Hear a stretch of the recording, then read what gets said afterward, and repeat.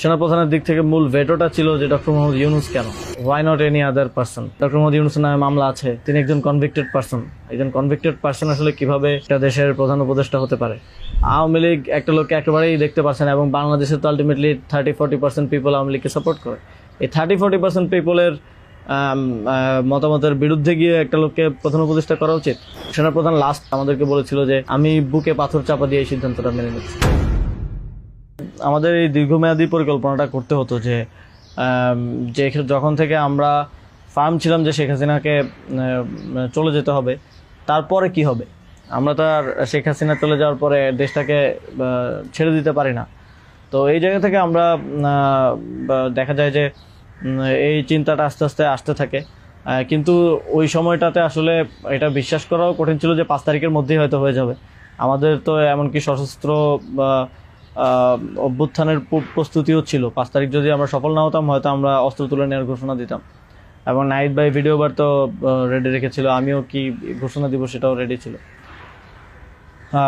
তবে এর আগে আমরা এটা অনুভব করি যে পরবর্তীতে আমরা আসলে দেশটার আসলে কি হবে শেখ হাসিনা চলে যাওয়ার পরে। সেই জায়গা থেকে মানে এটা কোনো কালেকটিভ ডিসিশন এরকম ছিল না, এমন না যে আমরা মিটিং করে ডিসিশন নিয়েছি যে ডক্টর ইউনূসকে প্রধান উপদেষ্টা বানানো হবে বা এরকম কিছু। তখন আমার মূলত যোগাযোগ হয় ইয়ের সাথে, যে যোগাযোগ হচ্ছিল আমেরিকান এম্বাসির কয়েকজনের সাথে। এর পাশাপাশি হচ্ছে সাবেক ছাত্রদলের এক বড় ভাই আছেন শামীম ভাই, উনি মিরপুরে অর্গানাইজার হিসেবে খুব ভালো ভূমিকা পালন করছিলেন। তো ওনার সাথে আমার যোগাযোগ হচ্ছিল। উনি মূলত ওনার যোগাযোগটা ছিল মূলত মুশফিকুল ফজল আনসারি ওনাদের সাথে আর কি। তো ওনার মাধ্যমে আমার ডক্টর আলী রিয়াজ, তারপর হচ্ছে বদির আলম মজুমদার স্যারদের সাথে যোগাযোগ হয়। ওনাদের সাথে আমি কথা বলি। 1 তারিখ যখন আমরা আমাদেরকে ডিবি থেকে ছেড়ে দেওয়া হয়, সেদিন প্রাথমিক কথা হয়, কিন্তু 2 তারিখ মূলত আসল কথাবার্তা শুরু হয়। ওনাদের সাথে কথা বলে, এবং ওনাদেরকে তখন আমি জিজ্ঞেস করছিলাম যে ডক্টর মোহাম্মদ ইউনূস কি আসবেন কিনা যদি আমরা আহ্বান করি। তো সবার একটা কমন কথা ছিল উনি আসবেন না, কারণ ওনাকে এর আগেও তো অনেকবার চেষ্টা হয়েছে আহ্বান করার। ওই 24-এর নির্বাচনের আগেও একটা আলোচনা ছিল, এবং এর আগেও 19 সালের দিকে একটা আলোচনা ছিল। এর আগেও যখন তত্ত্বাবধায়ক সরকার ছিল তখনও ওনাকে আনার চেষ্টা করা হয়েছিল, বাট উনি সবসময় পলিটিক্যালি থেকে রিফিউজ করেছেন, দূরে থাকতে চেয়েছেন। তো আলী রিয়াজ স্যারও আমাকে বললেন, বদির আলম মজুমদার স্যারও বললেন যে উনি আসবেন না। আরও যাদের সাথে কথা হচ্ছিল উনি রাজি হবেন না, এই ধরনের একটা কথা ছিল।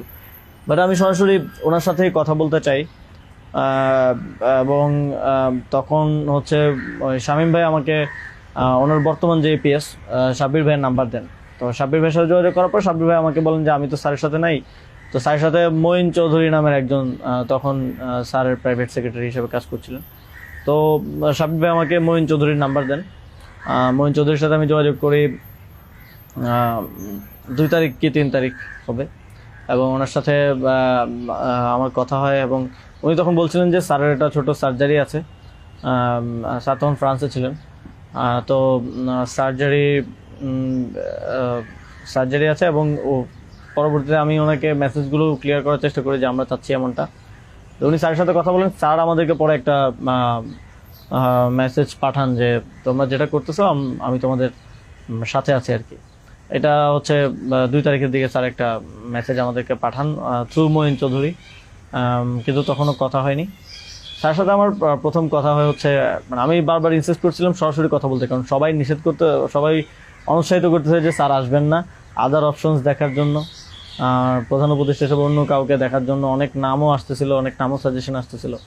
কিন্তু আমার চিন্তাটা ছিল যে আমাদের যে অর্থনৈতিক ভঙ্গুর পরিস্থিতি, তারপরে একটা বিশেষ পরিস্থিতিতে আমরা সরকার গঠন করলে সেটার জাতীয় আন্তর্জাতিক যেই স্বীকৃতির ব্যাপার আছে, এগুলো আসলে ডক্টর মোহাম্মদ ইউনূস ছাড়া পসিবল হবে না। তো সেই জায়গা থেকে আমি বারবার যোগাযোগ করার চেষ্টা করি। পরে মঈন চৌধুরী স্যারের সাথে আমাকে কথা বলিয়ে দেন। সম্ভবত ওনার নাম্বার থেকেই প্রথম কথা বলা হয়, এবং স্যারকে আমি অ্যাপ্রোচ করার পরে স্যার আমাকে বললেন যে আমি হচ্ছে তোমরা অন্য কাউকে ভাবো। এটা সম্ভবত 3 তারিখ। স্যার বললেন যে, এবং স্যার কয়েকজনের নামও বললেন যে তোমরা ওনাদেরকে ভাবতে পারো। এর মধ্যে 2-1 জন আমাদের উপদেষ্টা পরিষদেও আছে এখন। স্যার বলেন যে আমার লাইফটা তো ডিফারেন্ট, আমি ওইখান থেকে আসবো কিনা। এবং উনি বলেন যে তাহলে, আমি যখন বললাম যে স্যার আপনাকে ছাড়া হবে না, আপনাকে আসতেই হবে, তখন উনি বললেন যে আমি ভেবে দেখি, তোমরাও ভাবো, যদি আদার কোনো বেটার অপশন পাওয়া যায় তাহলে তোমরা ভাবো, আর আমিও ভেবে তোমাদেরকে জানাবো। তো 3 তারিখ তো অনেক কিছু আনসার্টেন ছিল, এক দফা শুধু ঘোষণা হয়েছে, কবে পতন হবে, কবে আসবে, এটা আনসার্টেন ছিল। তো আমার মনে হয় এটাও ডিসিশন নেওয়ার ক্ষেত্রে একটা বাধা ছিল সে সময়। কিন্তু আমি যথেষ্ট, আমার মনে হচ্ছিল যে উনি ডিনাই করলেও he is to some extent positive, যেটা বাকিদের থেকে আসতেছে যে একেবারেই আসবে না এরকম। আসিফ স্যারও বলতেছিল যে আসবে না স্যার, রাজি হবে না। তো আবার আমার মনে হচ্ছিল যে এই লোকগুলো তো সবাই স্যারকে পার্সোনালি চেনে, তো ওনারা বলতেছে, কিন্তু আমরা ইনসিস্ট করি, আমি ইনসিস্ট করি, এবং আমি তখন আসলে বাকিদেরকে জানিয়ে রাখছিলাম যে আমার স্যারের সাথে যোগাযোগ হচ্ছে। তখন এটা কোনো কালেকটিভ ডিসিশন ছিল না যে ওনাকে আমরা প্রধান উপদেষ্টা করব। আমি নাহিদ ভাই, মাহফুজ ভাইদেরকে জানিয়ে রাখি যে আমার ওনার সাথে যোগাযোগ হচ্ছে, দেখি এটা কোথায় যায়। আর সবার কাছেই তো তখন সময়টা আনসার্টেন ছিল যে কখন পতন হবে, কখন সরকার হবে। এটা অনেক ফার সাইটেড আসলে বিষয় ছিল ওই সময়টাতে, কারণ আমাদের মনে হচ্ছিল না যে 5ই আগস্ট পতন হবে। আমাদের মনে হচ্ছিল যে আরও হয়তো দীর্ঘ সময় আমাদের লড়াই করতে হতে পারে, ইভেন সব ধরনের সম্ভাবনাই ছিল, এটা একটা গৃহযুদ্ধের দিকে যাওয়ার পরিস্থিতিও ছিল ওই সময়টাতে। তো পরবর্তীতে যখন এরপরও স্যারের সাথে আমার কমিউনিকেশন, স্যারের টিমের সাথে কমিউনিকেশন চলছিল। 5 তারিখ মূলত স্যারের সাথে আবার কথা হয়। মঈন চৌধুরীর সাথে রেগুলারই কথা হচ্ছিল, প্রতিদিন 2-3 বার কলে কথা বলছিলাম।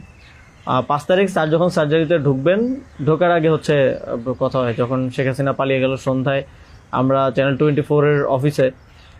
তখন আমি স্যারের সাথে কথা বলতে চাই যে এখন তো পতন হয়ে গেছে, এখন একটা ডিসিশনে আসতে হবে।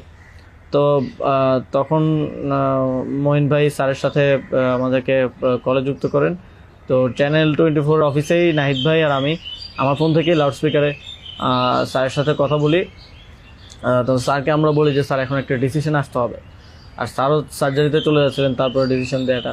তো স্যার এক ধরনের তখন মনোসম্মতি দিলেন যে আমি আসব। আর এর মাঝে তো 2 দিন স্যারও আলোচনা করেছেন বিভিন্ন পর্যায়ে, আমি আসবো, তবে বিস্তারিত কথা বলার আগে তোমরা কোথাও এটা অ্যানাউন্স করো না আর কি। তো এই আলোচনাটা হওয়ার পরে আমরা, অনেকগুলো বিষয় ছিল ডিসকাস করার মতো, আলোচনাটা হওয়ার পরে আমরা চ্যানেল 24-এর অফিসে প্রেস ব্রিফিংটা করি সেদিন রাতে, এবং সরকারের রূপরেখাটা কী হবে সেখানে ঘোষণা করি, একটা অন্তর্বর্তীকালীন জাতীয় সরকার ঘোষণার কথা বলি। এছাড়াও আরও রূপরেখাগুলো বলি যে রাজনৈতিক অংশগ্রহণ, তারপর সিভিল সোসাইটি, তারপরে অভ্যুত্থানের নেতৃত্বের অংশগ্রহণ, এই পলিসিগুলো আমরা সেখানে ঘোষণা করি। স্যারের নামটা ঘোষণা করা হয়নি। সেদিন রাতে স্যারের সাথে আবার চূড়ান্ত কথা হয়, রাতের আনুমানিক 12:30 থেকে 2টা-2:30 পর্যন্ত প্রায় 2 ঘন্টা স্যারের সাথে নাহিদ ভাই আর আমার কলে কথা হয়, এবং সেখানে আমরা বিস্তারিত বিভিন্ন বিষয়গুলো আলোচনা করি, এবং স্যারের কিছু কনসার্ন ছিল সেগুলো আমরা ডিসকাস করি যে এটা আবার 1-11 মতো একটা সরকার হবে কিনা, মানে আমরা ক্ষমতায় বসবো কিন্তু পেছন থেকে আর্মি আমাদেরকে চালাবে কিনা, অথবা অন্য কেউ আমাদেরকে ডিক্টেট করবে কিনা। স্যারের কনসার্ন ছিল এটা। স্যারের কনসার্ন ছিল যে আমি আসলে আমাকেই স্বাধীনতাটা দিতে হবে, আমি আসলে এটা আর্মি রান করবে কিংবা পেছন থেকে কেউ রান করবে, এটা হলে আমি আসবো না। তো আমরা স্যারকে বলেছি যে আমাদের পজিশনে এটাই, যে গভর্নমেন্ট যদি আমরা ফর্ম করি, গভর্নমেন্ট স্বাধীনভাবে কাজ করতে হবে, এবং এখানে সেনাবাহিনী কিংবা অন্য কোনো অথরিটি যদি হস্তক্ষেপ করতে চায়, সেক্ষেত্রে আমরা মাঠ থেকে সেটাকে চ্যালেঞ্জ করবো আর কি। তো এই ধরনের একটা নিশ্চয়তা স্যারকে আমরা দেই আমাদের এন্ড থেকে। তারপর এক ধরনের কথা হয় যে উপদেষ্টা পরিষদ কেমন হবে, স্যার আমাদেরকে বলেন যে তোমরা ঠিক করো, আর স্যার কিছু সাজেশন দেন। স্যারের টিম থেকে 6 তারিখ সম্ভবত প্রায় 5 তারিখ রাতেই 23-24টা নাম আসে আমার কাছে। তো ওই নামগুলোর সাথে আমরা যে নামগুলো ঠিক করি প্রায় কমন ছিল অনেকগুলো। তারপর আমরা একটা লিয়াজু কমিটি করা হয়, যারা হচ্ছে সকল রাজনৈতিক দলের সাথে আলোচনার ভিত্তিতে একটা উপদেষ্টা পরিষদ গঠন করবে। তো ওই লিয়াজু কমিটির আহ্বায়ক ছিল মাহফুজ ভাই।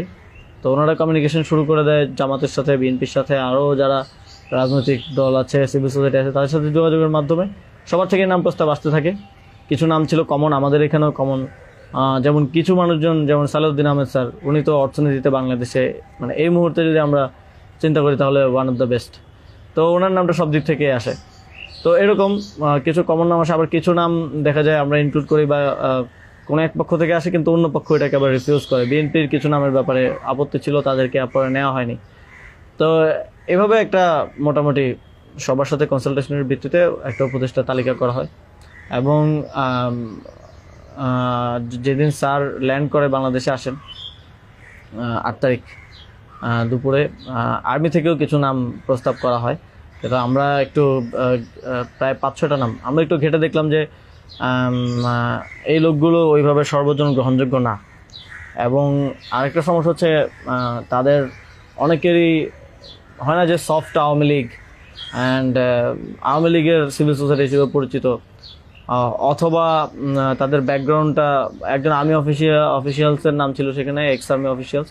তার ব্যাকগ্রাউন্ড আমরা দেখি যে তিনি ইন্ডিয়ায় তিনি 4 বছর ছিলেন এবং 4 বছরে তিনি কয়েকটা কোর্স করেছেন সেখানে। সো আবার ওনার ব্যাপারে জনমত হচ্ছে র কানেক্টিভিটি আছে। তো ওই নামগুলো আমরা কেটে দেই এবং সেখানে আর্মি কিছুটা নাকশ হয় যে এই নামগুলো কেটে দেওয়ার পরে। এবং ওই স্যারের সামনে রেখেই, কারণ স্যার ওই যখন লাউঞ্জে ভিভিআইপি লাউঞ্জে স্যার ছিলেন এয়ারপোর্টে, তো স্যারের সামনে রেখে আমি আর আসিফ স্যার নামগুলো কেটে দিই যে এই নামগুলো তো আমরা দেই নাই। সেখানে আর্মি চিফও ছিলেন। তো আমাদের ইয়েটা ছিল এটাই যে আগের রাতে আমরা যেটা কথা বললাম যে এই উপদেষ্টা পরিষদে যদি আর্মির লোকজনই বেশি থাকে তাহলে তো এটা দিন শেষে আর্মি ব্যাগ আবার 111 টাইপ গভর্নমেন্টই হচ্ছে। সেই জায়গা থেকে আমরা এই নামগুলো নিতে চাইনি। তবে সেখানে আমরা যুক্তি দিয়েছি যে কারণ সবার প্রোফাইলটা যখন আমরা একটু ঘাটাঘাটি করেছি দেখেছি সবারই কোনো না কোনো প্রবলেমেটিক এলিমেন্ট সেখানে আছে। হয় তার র কানেক্টিভিটি হিসেবে জনমত আছে, মানুষের মধ্যে গুঞ্জন আছে, অথবা তার আওয়ামী লীগের সিভিল সোসাইটি হিসেবে পরিচিতি আছে। তো এই ধরনের একটা বিষয় ছিল ওই 5-6টা নামের মধ্যে, যে কারণে আমরা সবগুলো নামই প্রায় কেটে দিয়ে শুধু একটা নাম আমরা রেখেছিলাম সিএসটি উপদেষ্টা যিনি আছেন। কারণ আমাদের কাছে মনে হচ্ছে ওইটা সেন্সিটিভ জায়গা এবং দেশের এরকম একটা ট্রানজিশন টার্মাল সিচুয়েশনে যেহেতু আর্মি পুরোপুরি আমাদের পার্বত্য অঞ্চলের সমস্যাগুলো ডিল করে, তো সেখানে তাদের কথাটা রাখা উচিত। সেই জায়গা থেকে ওনার নামটা আমরা রাখি, শুধু আর্মির প্রপোজাল থেকে বাকিগুলো কেটে দেওয়া হয়। তো এভাবেই একটা এবং এছাড়াও আরেকটা ইয়ে ছিল যে 6 তারিখ আর্মির সাথে আমাদের একটা বৈঠক হয়, 3 বাহিনী প্রধান তারপর রাষ্ট্রপতি, প্রায় 4 ঘন্টার একটা বৈঠক হয়। যেটার মূল কথাটা ছিল যে সেনাপ্রধানের দিক থেকে মূল ভেটোটা ছিল যে ডক্টর মোহাম্মদ ইউনূস কেন, why not any other person. তো আমরা আমাদের জায়গায় অ্যাডামেন্ট ছিলাম, বিকজ আমরা তো 5 তারিখ রাতেই ঘোষণা দিয়ে দিয়েছি যে doctor Mohammad Yunus will be the chief adviser of the next interim government. এবং সেটা এক ধরনের বৈপ্লবিক কায়দায় আমরা ভিডিও বার্তা দিয়ে ঘোষণা দিয়ে দিয়েছি, আমরা কোনো নিয়মের কিংবা সংবিধানের তোয়াক্কা সে সময়টাই করে নেই। কিন্তু উনি বারবার বলার চেষ্টা করছিলেন যে ডক্টর মোহাম্মদ ইউনূসের নামে মামলা আছে, তিনি একজন কনভিক্টেড পারসন। একজন কনভিক্টেড পারসন আসলে কিভাবে হতে পারে, একটা দেশের প্রধান উপদেষ্টা হতে পারে। তো আমরা যখন এগুলো ডিবাঙ্ক করতেছিলাম কথাগুলোকে যে এগুলো তো আওয়ামী লীগের সময়ের পলিটিক্যালি মোটিভেটেড মামলা, এই মামলা তো দেখা গেছে সবার নামে পাওয়া যাবে, আমাদের নামেও আছে। তো এটা বলার পর আবার ওনারা আরেকটা কথা বললেন যে সোসাইটির একটা বড় অংশ তো আসলে ওনাকে হেট করে, এবং বড় অংশ বলতে উনি তখন সরাসরি বলেছেন যে আওয়ামী লীগের অন্তর্বর্তীকালীন সরকারটা তো সবার কাছে গ্রহণযোগ্য হতে হবে। এখন আওয়ামী লীগ তো ডক্টর মোহাম্মদ ইউনূসকে 2 চোখে দেখতে পারে না, একদম অপছন্দ করে। তো এখন এই আওয়ামী লীগ একটা লোককে একেবারেই দেখতে পারছে না, এবং বাংলাদেশে তো আলটিমেটলি 30-40% পিপল আওয়ামী লীগকে সাপোর্ট করে। এই 30-40% পিপলের মতামতের বিরুদ্ধে গিয়ে একটা লোককে প্রধান উপদেষ্টা করা উচিত। তো আমরা তখন বললাম আওয়ামী লীগ এমন কিছু না যেটা নিয়ে এখন আমাদের কনসার্ন হওয়া উচিত। আওয়ামী লীগকে আমরা পরাজিত করেই এই প্ল্যাটফর্মে আসছি, এখানে আমরা বসছি। আওয়ামী লীগ কি চাইলেও না চলে এটা এখন আর ম্যাটার করে না কোনোভাবেই। কিন্তু উনি বারবার এই কথাটা ঘুরে ফিরে বলতেছিলেন যে এই সরকার তো একটা নির্বাচন আয়োজন করবে, এই জন্য বিএনপি আওয়ামী লীগ সবার কাছে এই সরকারের গ্রহণযোগ্যতা থাকা প্রয়োজন। আওয়ামী লীগ তো প্রধান ডক্টর মোহাম্মদ ইউনূসকে একেবারেই দেখতে পারে না, ওনাকে আওয়ামী লীগ মেনে নেবে না উনি আসলে। কিন্তু আমাদের কথা ছিল যে আওয়ামী লীগ তো এখন আর এই মুহূর্তে ডিসিশন মেকিংয়ে আওয়ামী লীগ ম্যাটার করে না। একটা গণহত্যা ঘটনার পরে সে কি ভাবলো বা তার কি পজিশন, দ্যাট ডাজন্ট ম্যাটার। আর এরপরও ওনারা নানা ধরনের যুক্তি দিতে পারে, এবং শেষে 4 ঘন্টা এই বিষয়ের উপরে ডিসকাশন হয়। 4 ঘন্টা, আধা ঘন্টা হয়তো অন্যান্য ইস্যুস নিয়ে ডিসকাস হয়েছিল, বাট 4 ঘন্টা প্রায় 3.5 ঘন্টা এই ইস্যু নিয়ে ডিসকাস হয়। তো এখানে আসছিলাম আমি, নাহিদ ভাই, মাহফুজ ভাই আর নাসির ভাই। আর বাকি আমাদের সাথে যারা ছিল তারা বাইরে অপেক্ষা করছিল। আসিফ স্যার ছিল, তারপরে তানজিমুদ্দিন স্যারও ছিল, আরও সমন্বয়িকা ছিলেন আরও 10-12 জন, সবাই বাইরে অপেক্ষা করছিল আর কি এই 4 ঘন্টা। তো তারা বারবার 2বার হচ্ছে বিরতি দিয়ে আমাদেরকে আবার ভাবতে বলে আবার চলে যেত, আবার এসে আবারও একই জায়গা থেকে কথা শুরু করতো। মানে আমরা বুঝতে পারছিলাম যে ডক্টর মোহাম্মদ ইউনূসকে এখানে এস্টাবলিশমেন্ট কোনোভাবেই চাচ্ছে না।